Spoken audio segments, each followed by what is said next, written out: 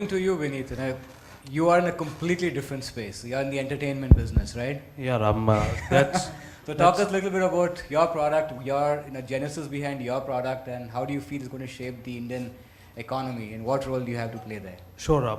But before I go there, actually, that's very relevant to like we discussed. The event that we are having today. So my current company basically provides the back-end support. So we could have given you a software, Dr. Milan, and you could have chosen your speakers, you could have chosen the abstracts, you could have chosen created an agenda on the app. We would have seen everything.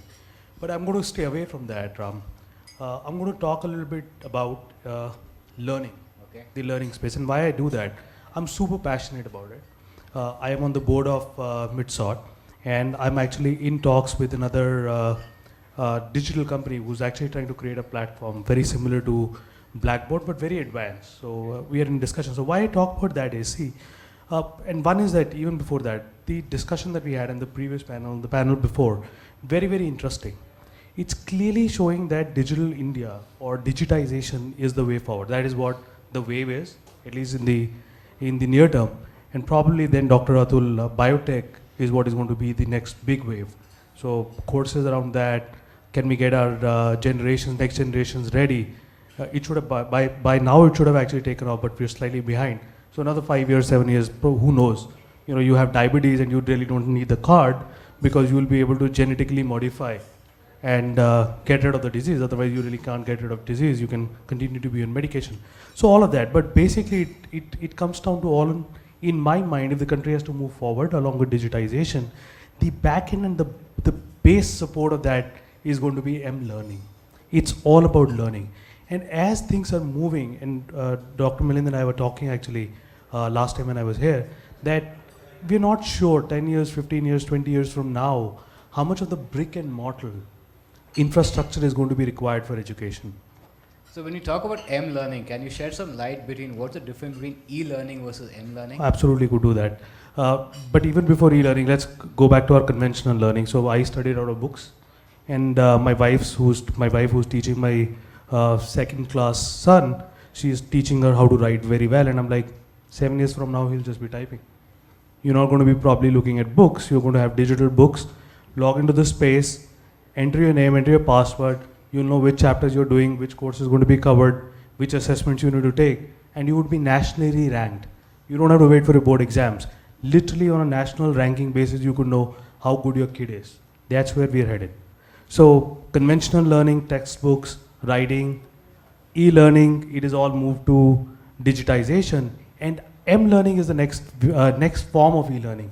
It is all on the mobile devices.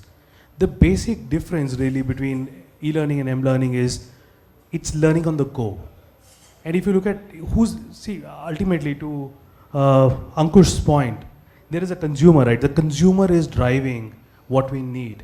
And then under the consumer is the enablement, which is the technology and the policies and the government and the world bodies like UNESCO and the Indian HRD, government HRD and all of that.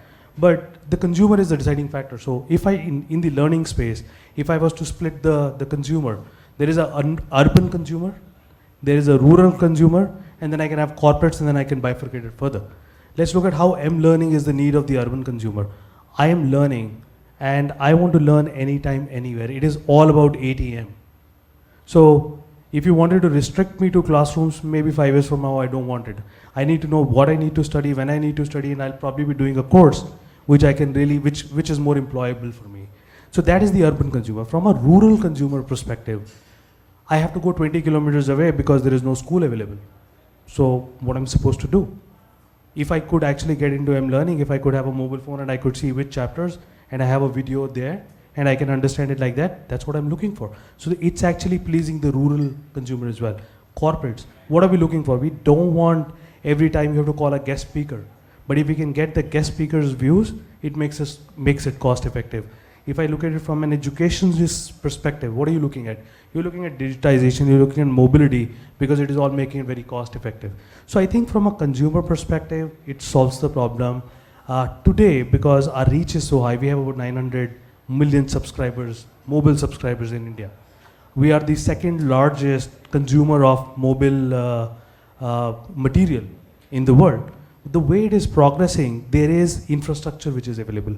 With this infrastructure, there is a very high possibility that all of that e-learning to m-learning that we are talking of is going to be a thing of real.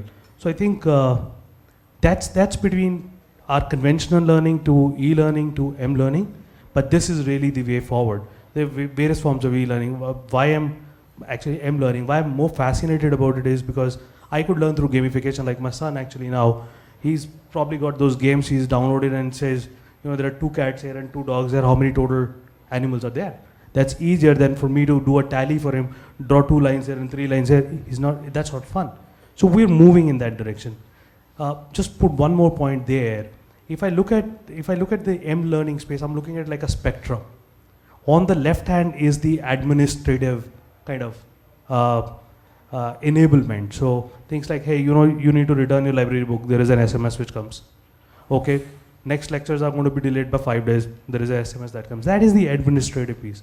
On the extreme right end of the spectrum is the deeper learning and training needs. So I am standing at an archaeological site and I need to see contextually what was this site the 1,000 years ago.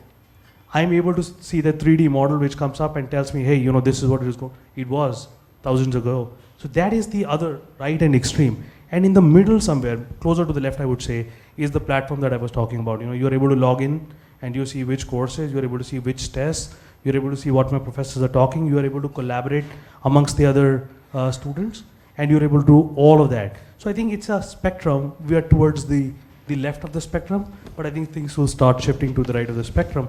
A lot of it that we have today, like cashless, and I see the product right here, and so much of digitization going on, may be really irrelevant. Like Shobna started, she said, a lot of what we see today is probably going to be irrelevant in very near future. We will see that. So I just see m-learning kind of evolving so much that a lot of our conventional learning probably would completely change.